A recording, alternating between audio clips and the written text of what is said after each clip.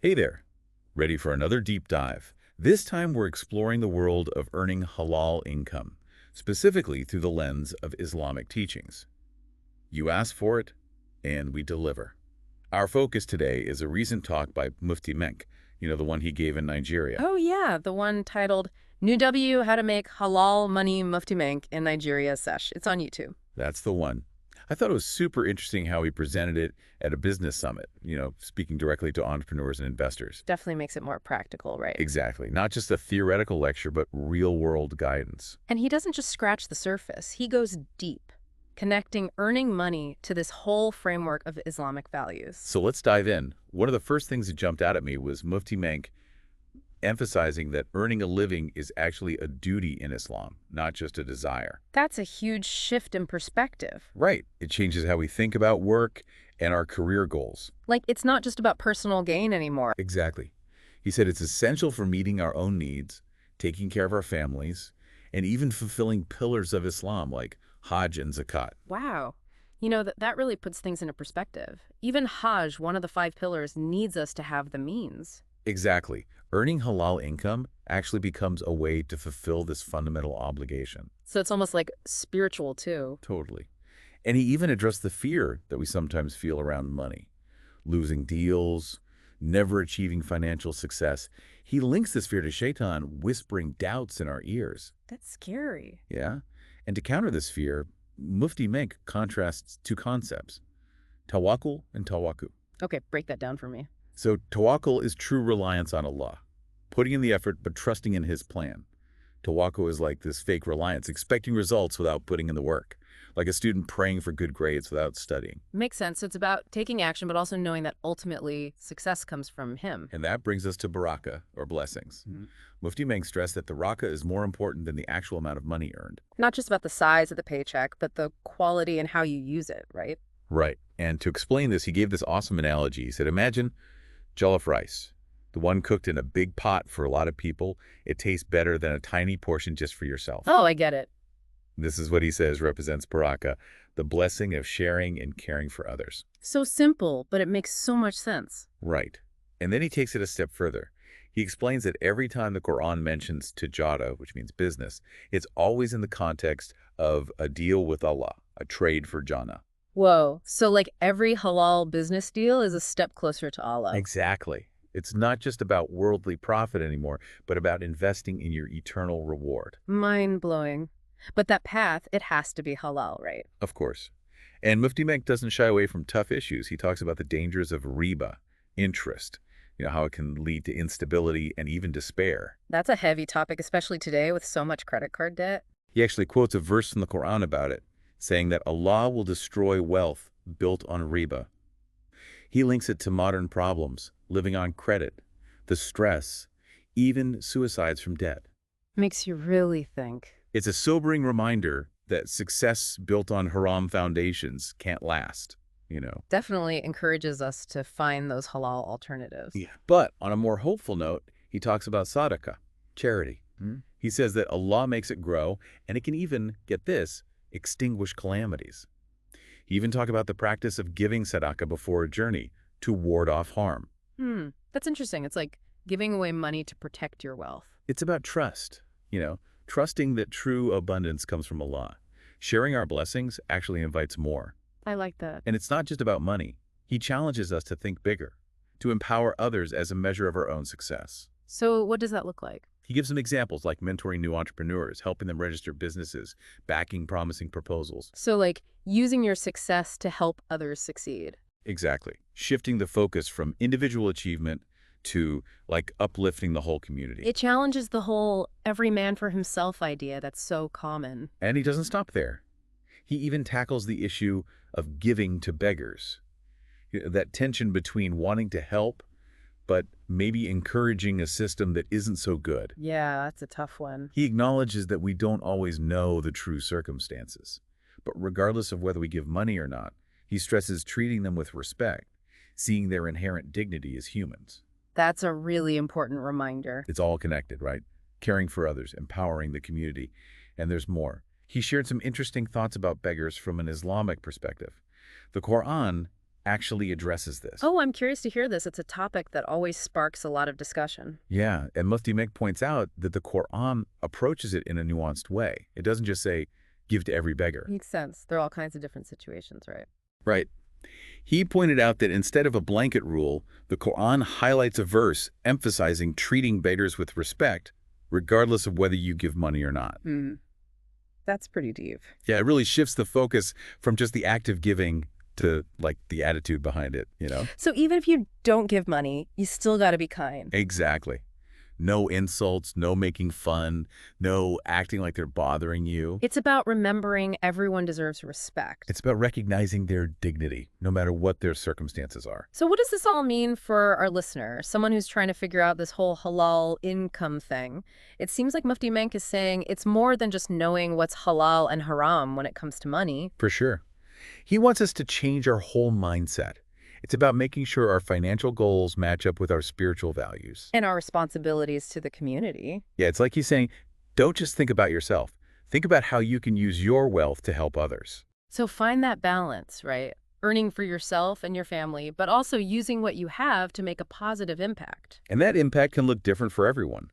It could be giving to charity, supporting businesses, or just treating everyone with respect, even those asking for help. And remembering that our choices, they matter. They have spiritual consequences. Totally. Mufti Menk really gave us a lot to process in this talk. It's so clear that earning halal income is a journey. More than just a destination, right? Oh, right. It's this ongoing process of learning, checking your intentions, and making sure your money matters are a source of blessing. Speaking of journeys, I was really interested in what Mufti Menk had to say about Riba, interest. It's a huge topic, you know, Yeah. especially today with everything so tied up in interest. He doesn't just touch on it. He dives deep into the whole thing, exploring what it means spiritually and how it impacts society. What kind of things did he say about Riba? What stood out? He quotes a verse from the Quran. It says, "O you who believe, fear Allah and give up what remains of your demand for riba if you are indeed believers." Wow. It's like a serious call to action, right? To completely give it up. And then he explains how Allah will destroy wealth built through riba. What? He connects it to modern issues, living on credit. And the stress that comes with it. Exactly. He even talks about suicide and how debt can push people to that point. Really heavy stuff. Makes you realize the impact it has on individuals and society. He paints this picture of people getting caught in the trap of consumerism, buying stuff they can't afford, living beyond their means, all because of easy credit.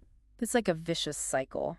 And then he contrasts this with living within your means, avoiding debt, and seeking financial stability through halal means. It's a slower approach, maybe, but it builds a stronger foundation. And leads to genuine peace of mind. He reminds us that true contentment, it doesn't come from material possessions. It comes from making financial decisions that align with Islamic values. Seeking blessings in everything we do. Exactly. So when we look at riba, it's clear that our financial choices have long-lasting consequences in this life and the next. It's a call to be aware, to choose halal alternatives whenever we can. Mufti Menk really gives us a guide for navigating the world of finance in a way that matches our beliefs and leads to real, lasting prosperity. Before we move on, I want to go back to Baraka, that idea of blessings in our earnings. Oh, yeah. That's such a key concept, right? But it's easy to forget when we're focused on just making more money. And remember how Mufti Menk used the jollof rice analogy to explain it? Yeah, that's such a great analogy. Could you remind our listener how it connects to this idea of Baraka? He was talking about how jollof rice cooked in a big pot. For a lot of people, it just tastes better than a small portion just for yourself. I remember. So what does that have to do with blessings? Well, he says that represent baraka, the blessings that come from sharing and caring for others. It's like when we share, the blessings multiply. It's a reminder that wealth isn't meant to be hoarded. It's meant to be shared and used to benefit everyone. And Baraka, it's more important than how much money we actually have. Yeah, it's not about chasing the biggest paycheck. It's about how we earn and how we spend. So how can our listener apply this? What are some practical things they can do to bring more baraka into their finances? Well, first, make sure your income is halal, right? If you're doing something haram, that blocks the blessings from coming in. Okay, that's the first step. But then what? How do we cultivate baraka? It's about changing our mindset. Instead of just focusing on money, money, money, we have to bring in those spiritual values. So what would that look like, practically speaking? It's about recognizing that our wealth is a gift from Allah, and we're using it in a way that pleases Him. So thinking about our intentions. Exactly. And making charity a part of your financial plan, not just something you do if there's some leftover at the end of the month. Like it's an investment, but a spiritual one. Yeah, it's about recognizing that our wealth isn't really ours, it's entrusted to us. We're accountable for how we use it. So being mindful of how our choices impact others. And using what we have to benefit the community. That could be supporting ethical businesses, investing in projects that create jobs, or just being generous with our time and knowledge. It's about recognizing that real abundance comes from giving, not just taking. Mufti Menk's words were so powerful, reminding us that giving isn't just about checking a box. It changes us from the inside out and opens us up to Allah's mercy. It's about making giving a part of who we are, not just something we do. And another thing that hit me hard was his focus on empowering others as a measure of true success. That's a powerful concept. It challenges that me-first mentality that's so common. He said that real success is about how much we help others succeed, how many lives we touch in a positive way. Not just about our own personal wins. He gave specific examples, like mentoring entrepreneurs, helping with registration, or funding promising business ideas. Investing in the future, really. Yeah, and not just financially. Giving your time, sharing your expertise, being a mentor. It's recognizing that we're all connected. My success is tied to yours and yours to mine. It's about changing the way we think about success, moving away from that every man for himself mentality. Building something better together. And what I found particularly insightful was his discussion about giving to beggars. Yeah, that's a tough one. Trying to help, but not wanting to contribute to a system that might not be helpful in the long run. He recognized that it's a complex issue. He said the Quran addresses it, but in a nuanced way. It doesn't just say, give to every beggar you see. Makes sense. There's got to be more to it than that. Right. He emphasized a verse about treating beggars with respect, whether you give them money or not. Respecting their humanity, even if you can't or choose not to give. Exactly. No insults, no judging, no acting like they're a nuisance. It's about recognizing their inherent dignity. It's all connected to this idea of caring for others and building a stronger community. So if we tie this back to the question of earning halal income, it seems Mufti Menk is promoting a holistic approach. It's not just about avoiding haram and making as much money as you can. Right, it's way bigger than that.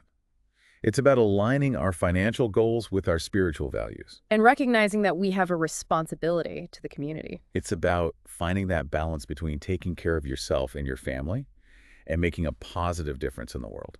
And that impact can take so many forms, right? From giving charity to supporting businesses to just treating everyone with respect. And always remembering that our choices have spiritual weight in this life and the next. Mufti Menk really packed a lot into this talk. Earning halal income, it's more than just following rules. It's about cultivating a heart that's both smart about money and connected to Allah. It's about seeking blessings in our earnings. And using our wealth as a way to get closer to Allah. It's about creating a life and a career that's not just successful, but meaningful. His talk was a reminder that financial well-being, it needs to go hand in hand with Islamic principles. And with a deep sense of responsibility to those around us. One thing that really stayed with me was his idea that we shouldn't just focus on our own achievements. Oh, yeah. What did he say? He said we should ask ourselves, how much have we helped others succeed? That's interesting, shifting the focus outward, He said, how many people have I empowered? How many lives have I touched positively through my work? That's a pretty profound way to measure success. He even compared it to something from the Quran, the verse about the best people being those who learn and teach. I see the connection. Knowledge isn't meant to be kept to yourself. It's supposed to be shared. Exactly. And he applied it to business, saying that real success lies in using your skills to empower others financially. So instead of competing, we should be helping each other. He even encouraged those who are already successful to go beyond just mentoring. He suggested helping new entrepreneurs register businesses or giving financial support to promising projects. Putting your money where your mouth is. It's a beautiful way to bring Islamic principles into the world of business. So tying it back to your original question about earning halal income, it seems like Mufti Menk is saying it's a multifaceted thing. Yeah, it's not just about the do's and don'ts. It's about integrating our spiritual values into everything we do with our money. Seeking those blessings, empowering others, and contributing to a better world. Mufti Menk's talk really gave us a lot to think about. It's a continuous journey of learning, refining our intentions, and striving to make our financial endeavors a source of blessing for ourselves and others. And speaking of journeys, Mufti Menk had some interesting things to say about riba, or interest. That's such a relevant topic in today's financial world. He really delved into the spiritual and societal consequences of dealing with interest. So, what stood out to you? What kind of insights did he offer? He quoted a powerful verse from the Quran. O you who believe, fear Allah, and give up what remains of your demand for riba, if you are indeed believers. A strong statement, a reminder of how seriously we should take this issue. He explained that Allah will destroy wealth accumulated through riba. So, even if we think we're gaining from it in this world, it's ultimately going to lead to loss. He connected this to the modern-day problem of living on credit. He talked about the stress, the anxiety, and even the suicides that can result from financial instability caused by overwhelming debt. It's a stark reminder of the dangers of pursuing quick gains through interest. He described how easily people can get caught in the trap of consumerism, buying things they can't afford and living beyond their means, all fueled by easy credit. It's a vicious cycle that can be hard to break free from. He contrasted this with the Islamic principle of living within one's means, avoiding unnecessary debt, and seeking financial stability through halal means. It's a more sustainable approach, isn't it? Focusing on long-term well-being rather than instant gratification. He reminded us that true contentment comes not from material possessions, but from aligning our financial decisions with Islamic values and seeking Allah's blessings in all our endeavors. It's a message that's so important in a world that often glorifies materialism and instant gratification. His discussion on riba was a powerful reminder that our financial choices have far-reaching consequences, both in this life and the next. It's a call to be mindful of the spiritual and societal impact of our financial decisions and to seek out those halal alternatives whenever possible. His insights provide a roadmap for navigating the complex world of finance in a way that aligns with our beliefs. And ultimately, leading to a more fulfilling and prosperous life. Before we wrap up, I'd love to go back to Mufti Menk's analogy about jollof rice and baraka. Yes. The jollof rice analogy. It's such a great way to understand this complex concept. It's so simple, yet so profound. Could you remind our listeners how he used this everyday example to explain such a profound spiritual concept? He said that jollof rice, when it's cooked in a big pot for a lot of people, it just tastes better than a tiny portion cooked just for one person. Right. He explained that this represents the baraka of sharing and caring for others. So the more we share, the more blessings we attract. It's like our generosity becomes a magnet for Allah's blessings. He emphasized that baraka is more important than the actual amount of money we earn. It's not about the size of our bank account, but the richness of our hearts and our willingness to share our blessings with others. So how can our listener apply this to their own lives? How can they cultivate baraka in their own financial decisions? It's about shifting our focus from just accumulating wealth to using our resources to benefit others and make a positive impact on the world around us. It's about recognizing that our wealth is not truly ours, but a gift from Allah, entrusted to us to use for His pleasure and the well-being of humanity. It's about being mindful of the impact our financial decisions have on others, supporting ethical businesses, investing in projects that create jobs, or simply being generous with our time and expertise. Mufti Menk's words remind us that true wealth lies not in what we possess, but in what we give away. And what really stood out to me was his emphasis on viewing our work as a spiritual transaction, a kind of trade for jannah. That's such a profound concept. It completely changes how we view our careers and our daily work. He pointed out that every time the Quran mentions tujara, meaning business, it's always in the context of a deal with Allah. It's like every halal business deal becomes an act of worship. Exactly. It's not just about worldly profit anymore. It's about earning Allah's pleasure. So how do we bring this concept into our daily work lives? It starts with ensuring that everything we do in our business is halal, avoiding any shady practices or dealings. That's the foundation. But what does it look like to actively seek Allah's blessings in our work? It's about approaching our work with sincerity and intention, recognizing that our efforts are a means to please Allah and fulfill our responsibilities. It's about conducting our business with honesty and integrity. And treating everyone we interact with, our customers, employees, business partners, with respect and compassion. It's about being mindful of the impact our work has on the community and using our skills and resources to create value, not just for ourselves, but for others as well. Mufti Menk challenges us to see beyond just the material aspects of our work and recognize its potential for spiritual growth. It's a reminder that our success is measured not just by profits, but also by the positive impact we make and the legacy we leave behind. And, one thing that struck me was how he talked about facing challenges and setbacks in our work.